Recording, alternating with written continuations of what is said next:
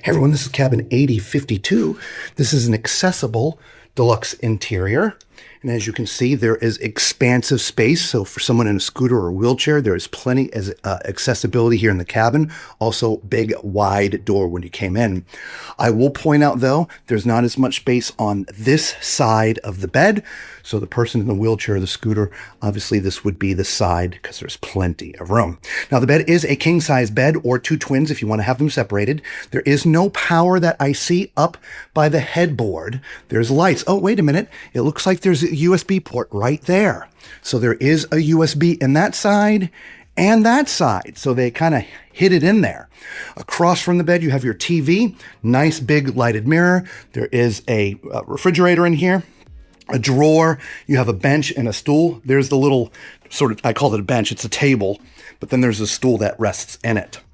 You have a nice closet here. It's kind of dark on that side. You got shelves, safe, and drawers right there.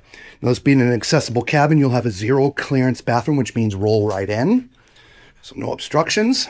There are handbars everywhere, bench to transfer over to in the shower, phone in case of an emergency, toilet, as you can see. You can also roll up to the sink, and your power is here lower as well. So there you go. There is an accessible deluxe interior here on the Grandiosa. Let us know if it's going to be good enough for you. Ciao.